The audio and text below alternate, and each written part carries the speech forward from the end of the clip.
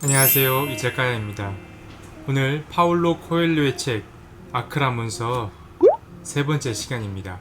오늘은 지난 시간 패배에 이어 패배자에 관해 읽어보려고 합니다. 그럼 오늘의 낭독 한번 시작해 볼까요?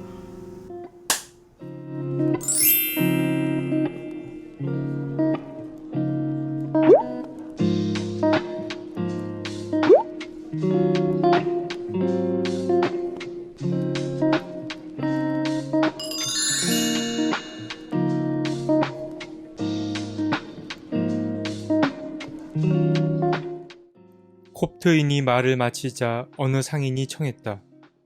패배자에 대해 말씀해 주십시오. 이에 그가 대답하였다.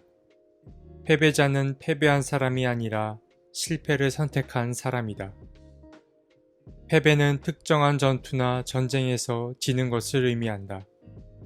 실패는 아예 싸우러 나가지도 않는 것을 의미한다. 우리는 간절히 원하는 것을 얻지 못할 때 패배했다고 느낀다. 실패는 애초에 무언가를 꿈꿀 기회조차 주지 않는다. 아무것도 기대하지 마라. 그러면 실망도 없을 것이다. 바로 이것이 실패의 표어이기 때문이다. 패배의 끝에 우리는 다시 떨치고 일어나 싸우러 나간다. 그러나 실패의 끝에는 아무것도 없다. 평생 그렇게 좌절한 채로 살아갈 뿐이다. 패배는 두렵지만 열정과 믿음을 가지고 살아가는 사람들의 것이다. 또한 패배는 용감한 사람들의 것이다. 용감한 사람만이 패전의 명예와 승전의 기쁨을 알기 때문이다. 내가 이 자리에 선 것은 패배가 삶의 일부라는 말을 전하기 위해서가 아니다. 이는 누구나 다 아는 말일 것이다. 다만 패배를 해본 사람만이 사랑을 안다는 말을 해주고 싶다. 우리의 인생에서 첫 싸움은 사랑을 위해 벌이게 되는데 그 첫 싸움에서 우리 대부분은 패배한다. 내가 이 자리에 선 것은 한 번도 패배한 적 없는 사람들이 있다는 말을 하기 위해서다. 그들은 한 번도 싸워본 적이 없는 사람들이다. 그들은 상처, 수모, 무력감은 물론이거니와 전사들마저 신의 존재를 의심했던 고난의 순간들을 그럭저럭 잘 피해서 살아왔다. 그런 사람들은 난 싸움에서 져본 적이 없어 라고 자랑스럽게 말한다.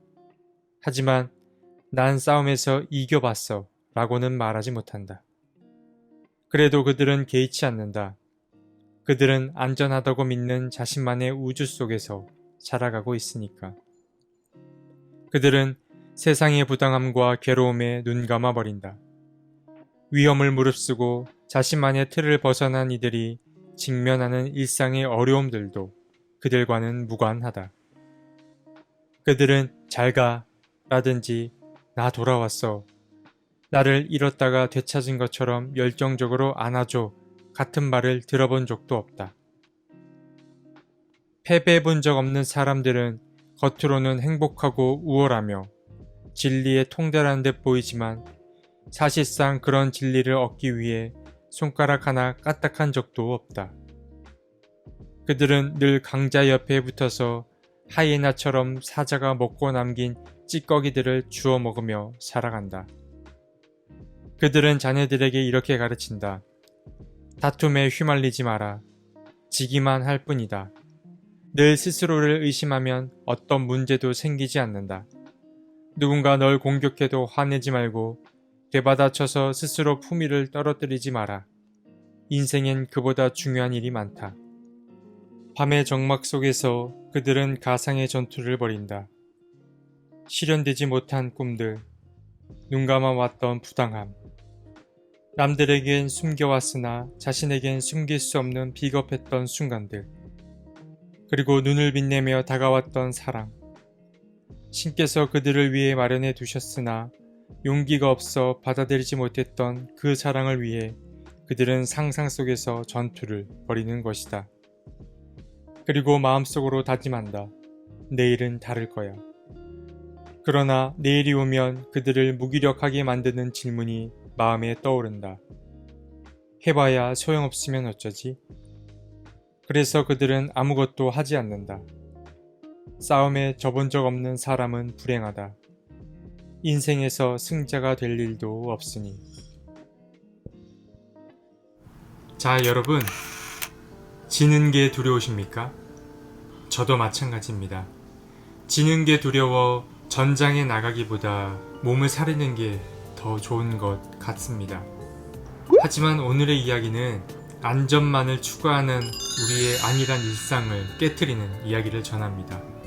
한 번도 져본 적 없는 사람에게는 승리의 기회 또한 오지 않는다라는 말을 전합니다. 패배, 그것은 우리 몸에 새겨진 훈장입니다. 그 훈장이 곧 우리를 말해주기도 하지요. 여러분, 한 가지만 기억하십시오. 패배는 우리가 어떤 것을 시도하고 또 도전하고 모험을 감행했을 때 주어지는 결과라고 한다면, 실패는 단 한 번도 전장에 나가지 않는 것을 말합니다. 여러분께서는 패배를 선택하시겠습니까? 아니면 실패 그 안에 머물겠습니까? 여러분의 판단에 맡기겠습니다. 여러분, 패배를 두려워 마시고 안일한 일상을 박차고 나가셨으면 좋겠습니다. 그럼 다음 시간에 고독에 관해 함께 나눠보도록 하겠습니다.